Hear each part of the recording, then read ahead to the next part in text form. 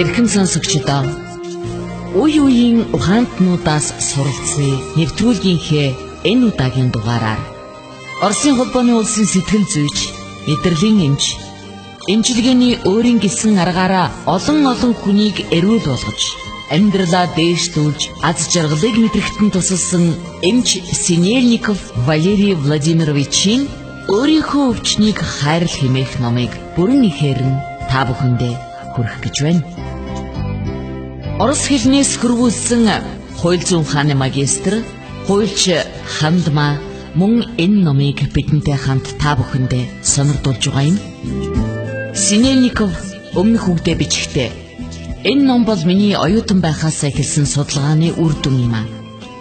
Хүний биед өвчин үүсдэг шалтгааныг мэдэж, өөрийнхөө өвчнийг эмийн тусал цаагүй эдгээхэд энэ ном та бүхэнд туслана. Ингээд энэ номонд өгүүлсэнийг туйлын үнэн гэж та бүхэн хүлээж авах хэрэггүй. Номын аль нэг хэсгийг хүлээн зөвшөөрөхгүй байж болно. Гэхдээ энэ аргыг өөртөө туслах загвар, зэвсэг гэж хүлээн аваарай. Мэдээж танаас өөр таны зовлон бэрхшээлийг хамгийн сайн ойлгох хинч байхгүй шүү дээ гэж бичсэн байна. За ингээд өөрийнхөө өвчнийг хайрлах хэмээх энэ номыг та бүхэн маань анхааралтай сонсож, Хандмагийн хэлснээр аз жаргалтай эрүүл амьдрах боломжоо нэмэгдүүлж, их дэлхийгээ энх тайван амар амгалан үрд оршин байлгахын төлөө амьдарцгаая. Та бүхэн номоо тухтай сууж анхааралтай сонсноо. 3 дугаар бүлэг. Сөнөөгч бодол. Эргэлзээ, итгэлгүй байдал. Үргэлжлэл.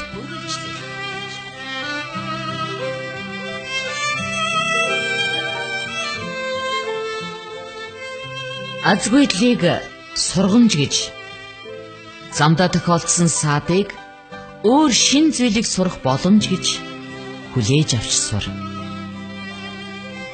Эргэлзээнд хандах хандлагаан өөрчилж, түүнийг зөвлөгчөө гэж хүлээж авч сур. Нэг дасгал хий. Хүүхэд байхаас эхлэн урт хугацааны туршид таны далд ухамсарт аливаа асуудлыг янз янзаар шийдвэрлэх ухамсарууд суусан байдаг. Жишээ нь та хор тавдар бол эмчлэгдэхгүй өвчин гэж бага наснаасаа хамтлаа сонссон байж таарна. Энэ тухай эмч нар хэвлэл мэдээллийн хэрэгслээр байнга л ярьдаг. Иймээс энэ бодол таны далд ухамсарт гүн бат шингэсэн хэрэг. Гинтхэн та энэ бодлоо өөрчилж, хор тавдарт шал өөрөөр хандахаар шийдлээ гэж бодъё л доо. Та өөртөө хэрвээ би далд ухамсардах бодлоо өөрчилж, эмч нарын ярьдаг гадаад хүчин зүйлд итгэлгүй, уг өвчний гарч ирж байгаа шинж тэмдэг, эмчилгээнд хариуцлагатай хандаж чадвал хор тавдар бол эмчлэгдэх өвчин гэсэн бодол бий болно. Яг энэ мөчид та эргэлзэж эхэлнэ. Эргэлзээ таны далд ухамсарт өөр бодол бичигдсэнийг сануулж эхэлнэ. Таны хуучин үнслийг хамгаалж эхэлнэ. Тэр танаас та үнэхээр хуучин бодлоо өөрчлөхөд бэлэн байна уу хэмээн дахин асууж эхэлнэ. Энэ нь компьютер танаас та энэ хуучин программыг устгахыг хүсэж байна уу гэж асуугаад байдагтай яг адилхан юм л да. Яг энэ мөчид сонголт гарч ирнэ. Та хуучин бодолдоо эргэж итгэж болно. Тэгвэл юу ч өөрчлөгдөхгүй. Эсвэл шин бодлынхоо зөвд эргэлзээгүй итгэх хэрэгтэй. Эргэлзээ. Энэ нь таны сонголтын үнэн зөвийг хариуцаж байдаг зөвлөгч тань юм. Хэрвээ та ямар нэг зорилгод хүрэх гэвэл тайвшраад бие сулал. Зайлшгүй хэрэгтэй зүйлт нь хэрэгтэй цагт, хэрэгтэй газарт тань ирнэ. Итгэлийг бий болгох маш амархан. Өөртөө итгэх итгэлээс үүдсэн бодлыг итгэл үнэмшилгэнэ. Таны амьдарч байгаа ертөнц бол таны өөрийн бий болгосон таны өөрийн ертөнц. Өөрийнхөө ертөнцид авах гэж хүссэн байгаа тэр л зүйл заавал таних болно. Хүн болгон хүсснээ л хүртэнэ. Өөртөө итгэх хэсэг нь хүний сонголтын асуудал л да. Хэрвээ та үл итгэхийг нь сонгох юм бол амьдралдаа эргэлзээг бий болгож цаашдаа итгэлгүйгээр амьдрах болно. Харин та итгэлийг сонгох юм бол дотоод хүч чадалтай нь нэмэгдэх болно. Итгэл таны төсөлд, үйл ажиллагаанд, бүхий л амьдралын нь шаардлагатай чиглэл төрөлд ирнэ. Итгэх, найдах, хайрлах энэ бүхэн таны амьдралын амжилтыг бий болгогч гурван өгөөмөр хүчин юм аа. Өрөвдөх. Энэ нь бараг бүх хүнд байдаг мэдрэмж. Хүмүүс энэ өрөвдөх мэдрэмжээрээ бий болгож байгаа асуудлынхаа яршиг төвгийг харин ойлгодоггүй. Олон хүнтэй ажиллах явцдаа би хүмүүс үүнийгээ их өгөөмөр сайн үйл гэж боддог болохыг ойлгосон. Үнэхээр тийм гэж юм. Над дээр бөөн өвчин тооцсон хувийн амьдрал нь баахан асуудалтай нэг эмэгтэй ирлээ. Тэрээр хүмүүст ямар их хайртайгаа, бүхэл насаараа бусдын төлөө амьдрснаа багталтайгаар ярьж, гэвч харамсалтай нь хинч түүнд хариуд нь тэгж ханддаггүй тухай гайхан ярьлаа. Та хүмүүсийг яаж хайрладаг вэ? Яаж гэж юу гэсэн үг? Би тэднийг өрөвддөг. Яах гэж тэднийг өрөвддөг? Ямар сонио асуулт вэ? Энд чи мэдээ чи хэрэг тэдэнд туслах гэж тэр шүү дээ. Зөв. Гэхдээ өрөвдөх нь хүнд туслах муу арга юм шүү. Хүн ихэвчлэн хэнийг өрөвддөг вэ? Ядуу, хоосон, азгүй, өвчтэй зовж байгаа хүмүүсийг. Хүнийг өрөвдснөөрөө энэ хүмүүсийг тэдний бүхий л таагүй зүйлийг далд ухамсарын төвшөндөө өөртөө татдаг. Тэгсэн атлаа яагаад энэ хүмүүс надад муу хандаад байна вэ гэж гайхдаг. Яагаад гэвэл та тэдэн лөө нураах бодол явуулж байгаа учраас тэр шүү дээ. Тэгэхээр хүнийг өрөвдөж болохгүй гэж юу? Ямар ч тохиолдолд үгүй. Өрөвдөх нь тухайн хүний сэтгэлийг устгах асуудалтай. Би хүнд туслахтаа татгалздаг л дээ. Хүнд туслана гэдэг маш том урлаг. Гэхдээ өрөвдөх бол тэгвэл хүйтэн сэтгэлтэй болох хэрэггүй. Үгүй ээ. Өрөвдөх сэтгэлээс чөлөөлөгдснөөрөө хүн бусдад их мэдрэг анхааралтай ханддаг.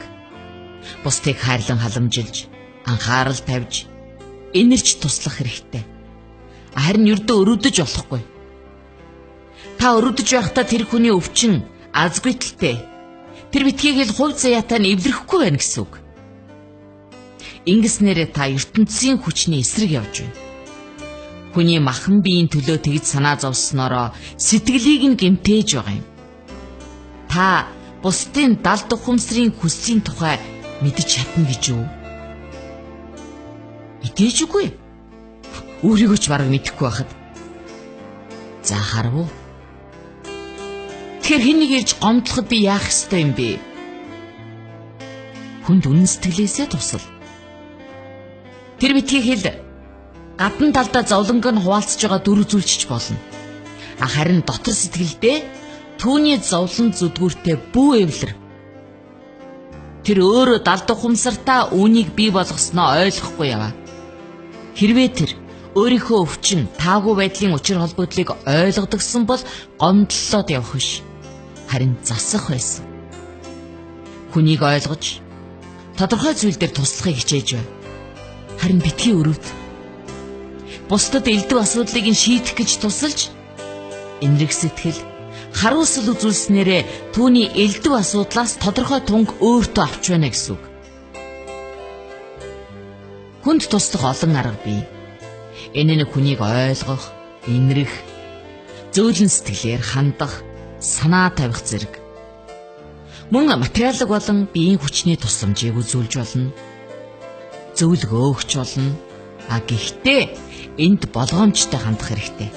Яг тэгвэл танд тусалсан зөвлөгөө бусд хүний ертөнцид бас хүчгүй байж болдго юм шүү. Заримдаа араас нь өшөглөгч сайн туслах арга байж болдог. Заримдаа зүгээр л орхиод үгүй гэж хэлэгч сайн тусламж мөн.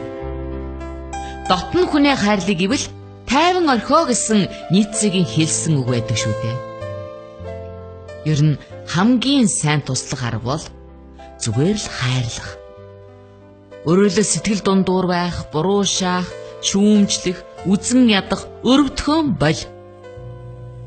Хүмүүс рүү зөвхөн сайн сайхан, гэгээн, өгөөмөр бодлоо л явуул. Бусд хүний ертөнцийг хайрлаж өөрийгөө өөрчил.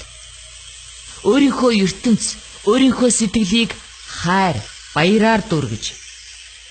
Эргэн тойрныхоо хүмүүстэй үүнээсээ хуваалц. Энэ л хүмүүсийг хайрлах.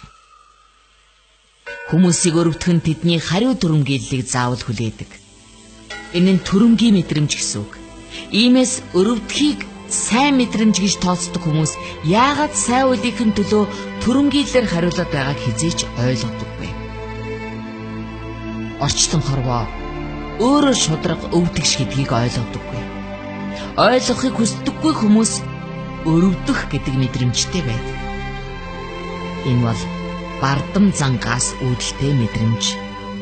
Мөн дээд хуулийг ойлгохгүй, энэ дэлхий дээрх өөрийнхөө байрыг мэддэггүй хүмүүсийн явдал.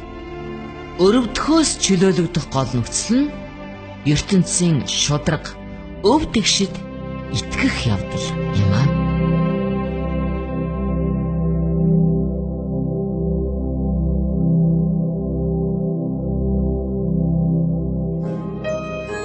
Эрхэм сонсогч та бүхэн Оросын холбооны улсын сэтгэл зүйч, мэдрэлийн эмч Синельников Валерий Владимировичийн өөрийнхөө өвчнийг хайрл хэмээх номыг бүрэн ихээр нь сонсож байна. Энэ номонд Бурхан, ертөнц, дээд ухамсар, үнэн байдал, хүч, бодит байдал, дэлхий зэрэг үгийг их ашигласан байгаа. Энэ олон нэрээр хүмүүс бидний дотор байдаг. ертөнцийн ноёрхдог нууцлаг, онцлог шиг авгаа хүчийг бэлэрлсэн юм. Хэрвээ та шүтлэлтэй бол Бурхан гэсэн үгийг ашиглаж болно. Харин та шашингүй үзлээр хүмүүжсэн бол хүч, энерги, үнэн байдал гэсэн үгийг хэрэглэнэ үстэй хэмээн Синельников энэ номонд өгүүлсэн байдаг юм аа. Амьдралаа эрч хүчээр, итгэл найдвар, эрүүл мэндээр дүүргэх хүсэлтэй хэн бүхэн энэ номыг анхааралтай сонсоорой. Үргэлжлэл би Радио FM 107.1